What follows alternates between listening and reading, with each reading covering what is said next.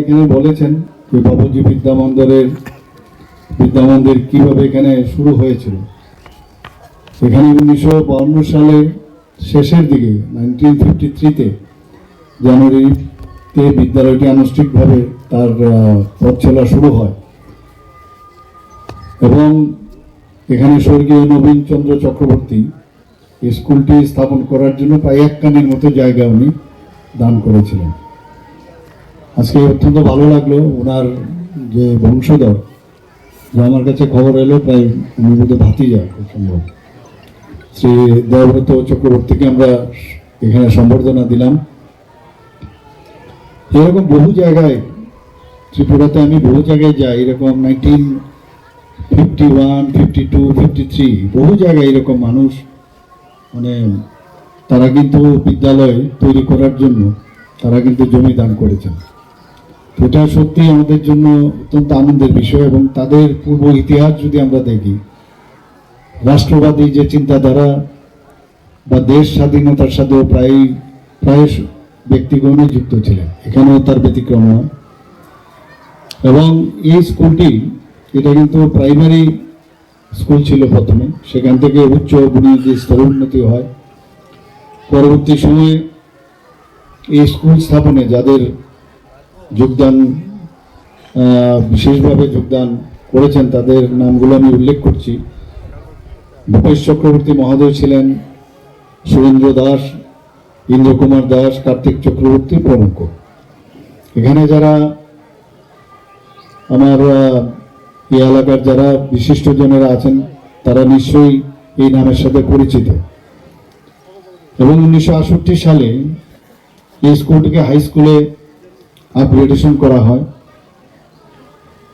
এবং এই স্কুলটা তো আমি অনেক জায়গায় যে পুরনো যেহেতু স্কুল হয়েছে সেগুলোকে আমরা নতুনভাবে ডিমোলিশ করে নতুনভাবে আমরা তৈরি করছি। তো এখানেও তার যে দুর্বল পরিকাঠামো ইনফ্রাস্ট্রাকচার সেটাকে ভেঙে আমরা দ্বিতল, এখন আপাতত দ্বিতল বিল্ডিং আমরা তৈরি করার চিন্তা ভাবনা করেছি এবং সেইভাবে আজকে ভূমি পূজন হলো। আমি সব জায়গায় বলি ভূমি পূজনে মাদারল্যান্ডকে যদি আমরা সম্মান না করি তাহলে ভূমির মধ্যে কিন্তু এই বিদ্যালয়টি স্থাপন হবে। আগের সরকার তো এগুলো ভূমি পূজন এসব বিশ্বাসও করতো না, আমরা তো এগুলো বিশ্বাস করি। তো মার কোলেই সব সৃষ্টি, মার কোলেই সব। তো সেই কারণে মাকে প্রণাম করে তারপরে আজকে আমরা এখানে সবাই মিলে প্রার্থনা করলাম এবং স্কুলের আগামী দিন যেন সুন্দর চলে, পরিকাঠামো যেন ভালোই হয়। এবং যিনি কন্ট্রাক্টর ওনাকে আমি বলবো যে ভালোভাবে যেন বিল্ডিংটা তৈরি করে। অন্য জায়গায় ভালো রোজগার আপনি করুন, কিন্তু স্কুলের বেলায় এটা মন্দিরের মতো, সেখানে সুন্দরভাবে একটু তৈরি করবেন, শক্ত যেন হয়। যেন ওটা অ্যাটলিস্ট 50 ইয়ার্স বলে, যে কোনো বিল্ডিংয়ের তার আয়ু হচ্ছে 50 ইয়ার্স। কিন্তু আমাদের বয়সও যখন এখন দেখা গেছে অনেক দিন আয়ু বেড়েছে এবং টেকনোলজির কারণে বিল্ডিংয়েরও কিন্তু আয়ু কিন্তু বেড়েছে।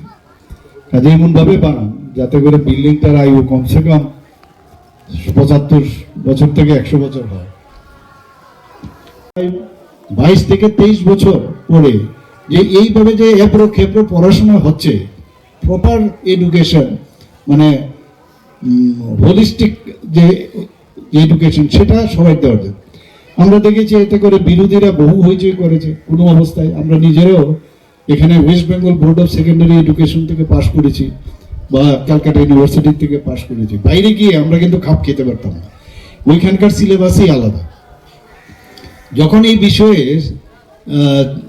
মাননীয় প্রধানমন্ত্রীজি শুরু করলো যে ন্যাশনাল এডুকেশন পলিসি 2020, কত রকমের বিরোধিতা, বিল পাস হলো, তারপরেও নানা রকম কথাবার্তা, ভিতরে একরকম বলে বাইরে এসে আর একরকম বলে।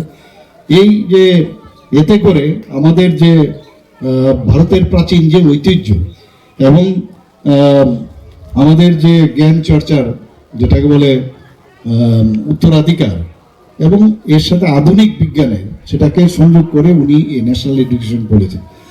ন্যাশনাল এডুকেশন পলিসি এখন আমরা ত্রিপুরাতেও তার ইমপ্লিমেন্টেশন অলরেডি শুরু করেছি। সেখানে কি বলছেন, তার uniqueness in national education policy, এটাকে বলছে কম্প্রিহেনসিভ অ্যাপ্রোচ। এটা হচ্ছে including everything or nearly everything that is connected with a particular subject. তারপর কি বলছেন, to make India A global knowledge super power, emphasis holistic learning, digital integration, vocational training খুব important দিয়েছেন। খালি পড়লে হবে না, ভোকেশনাল ট্রেনিং যদি হয় ও বেরিয়ে সেরে তার নিজে কিন্তু সেই রোজগারের ব্যবস্থা করতে পারে।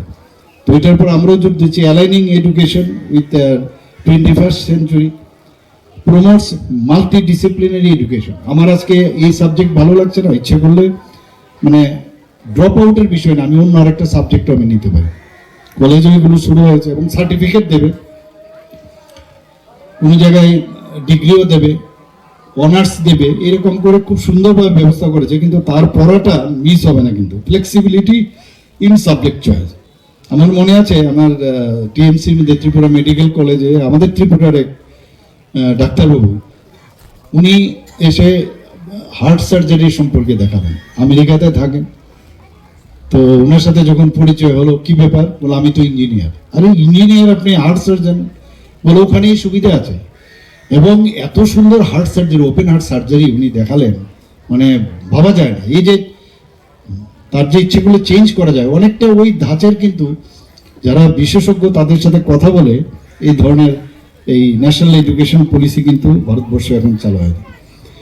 এবং আমরা দেখেছি focuses on bridging learning gaps, primary students for emerging fields like artificial intelligence এবং অন্যান্য যেসব ডিজিটাল সিস্টেম আছে, এই গ্যাপ যেন না থাকে, তার উপরে একদম কম্প্যাক্ট যাতে থাকে, সব বিষয়ে আমরা যেন পারদর্শী থাকে, অলরাউন্ডার যাকে বলে। এখন অলরাউন্ডার যুগ। ক্রিকেটেও আপনারা দেখেছেন শুধু খালি ব্যাটিং করলে এখন চলবে না, বা বল করলে চলবে না, সব অলরাউন্ডার হলে তাকে চান্স দেবে। তো অলরাউন্ডারের সিস্টেমে এখন কিন্তু এনইপি স্টার্ট হয়েছে। আমাদের আগে আমাদের ভারতবর্ষে মানুষ পড়াশোনা করতে আসতো আগে। আমরা কিন্তু এখন কিন্তু ছেলে মেয়েদের বাইরে যখন পাঠায়, আমরা ভাবি আমার ছেলে আমেরিকায় থাকে, ইউকেতে থাকে, কানাডা থাকে, কত নিজেকে গর্ববোধ করি। কিন্তু কত সমস্যার মধ্যে থাকতে হয় তাদেরকে। সেকেন্ড ক্লাস সিটিজেন, সেখানে কিন্তু নিজের বলে কিছু ফিল হয় না। আমি কিছুদিন আগে এখানে এই যে প্রবাসী বাঙালি বলি, তো প্রবাসী ত্রিপুরাবাসী করে একটা সম্মেলন করেছিলাম, আপনারা সবাই জানেন। প্রায় আমরা ভেবেছি 70 জনের মতো আসবেন, প্রায় 85 জনের মতো এসছে। এবং আপনারা শুনে অবাক হবেন, স্ব স্থানে তারা পৃথিবীর সব জায়গার থেকে এসছে এবং নিজেদের পয়সা খরচ করে কিন্তু ত্রিপুরাতে এসছে, ইনভেস্ট করতে চাইছেন। কেউ সায়েন্টিস্ট ইত্যাদি, তারা এখানে ইনভেস্ট করবে। এবং তারা মানে অনেকে মানে এত আপডেটেড, তারা বিজনেসম্যান, ইন্ডাস্ট্রিজ। তো আমাদের কাছে কিন্তু একটা পুঁজি হয়েছে, কারণ তারা যেহেতু শিখরের সাথে জড়িত, ত্রিপুরার সাথে জড়িত, অন্যান্য যারা ইনভেস্টার্সরা আসে। কিন্তু আমি আধিকারিকদের বলেছি যে ওনাদের যে এক্সপার্টাইজ এবং ওনাদেরকে আমাদের যেহেতু ইনভেস্টার্স পলিসি হয়েছে, বিভিন্ন পলিসি আমাদের রয়েছে, তাদেরকে, এবং তারাও খুশি। এবং আমি যা শুনলাম এই খবর পেয়ে, প্রায় নেক্সট টাইম যখন সেটা হবে, প্রায় 300 থেকে 400 আরও লোক আসবে এখানে। তো তারা আমাদের ভবিষ্যৎ, তারা ত্রিপুরার জন্য কিছু করতে চায়, তাদের কাছে সেই প্ল্যাটফর্ম ছিল না, তারা আসবে। এবং যতটুকু তাদের থেকে নেওয়া যায় ততই আমার মনে হয় আমাদের ত্রিপুরাবাসীর জন্য লাভ হবে।